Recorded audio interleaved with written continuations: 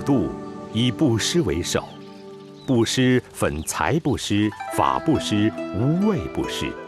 难能可贵的是，放生功德3种布施一概具备。王老师，李居士，请坐吧。王老师，明天放生的鱼和车子我都安排好了，我们明天一早就可以出发了。李居士，您要不嫌我啰嗦，有些话我还要跟您说说。我们首先要了解，放生是救众生的命，安众生的心。是的，要处处细心，处处为这些众生着想，要能够感同身受才行。你看，鱼店老板一听到我们要买鱼放生，为了赚钱，他会去调集各店的大小鱼类，等着我们去买。这样子本来是很好的，全市的鱼都集中在一起，由我们来放生，不就等于是全国大赦一样吗？所有的鱼都能够在这一天重获自由。是啊，但是放生不能只考虑到我们人类的方便，而提早预定要放生的物类，必须从众生的感受出发，妥善考量放生的过程是否能让众生的身心没有畏惧，不能先去预定，让商家定期提早抓捕。放生要设身处地为众生着想。阿弥陀佛。阿弥陀佛。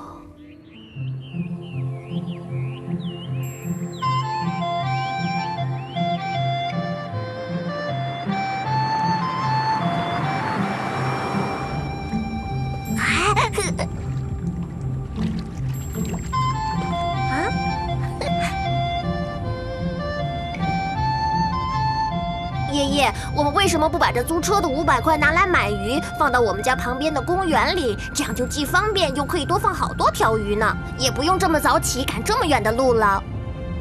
阿正，我们放生首先要想到的是众生的感受。是啊，阿正，爷爷说的对。可是放生不是买的越多，然后放的越多越好吗？放生是培养我们自己的慈悲心，用真诚心去对待众生，保护众生。至于放多少条，要看当时的条件和自己的能力了。有钱的可以出钱，没钱的可以当义工，或者心里赞叹放生，功德都是无量的。原来是这样啊！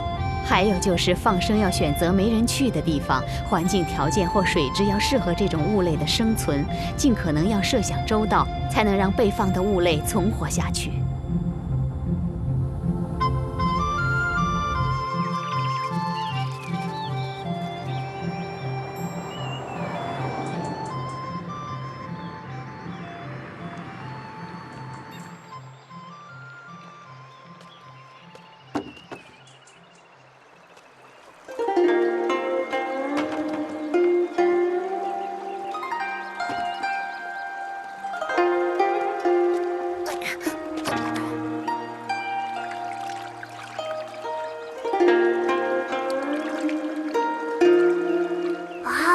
这里比城里的小湖好多了，这些鱼能够重回大自然的怀抱，一定很快乐的。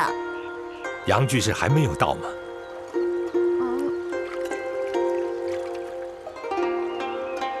我们不能再等了。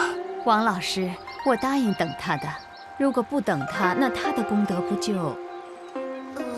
老法师告诫我们，放生的仪式要简单隆重，放生的过程要迅速确实，不可因人为因素拖延了放生，让众生多受不必要的痛苦。放生和做其他的功德不一样，我们可是在救人家的性命。你们看，这些鱼儿在桶里，受惊害怕的真是度秒如年呐。我们一放，它们马上就能免除死难，这是千钧一发，刻不容缓的呀。王老师，那我们就开始吧。好哦。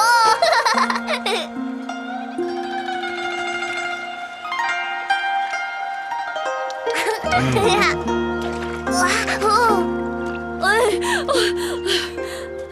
我回来了，还好你们没有等我，那厕所实在是太远了。3种布施俱全，放生第一，放生的功德真是不可思议。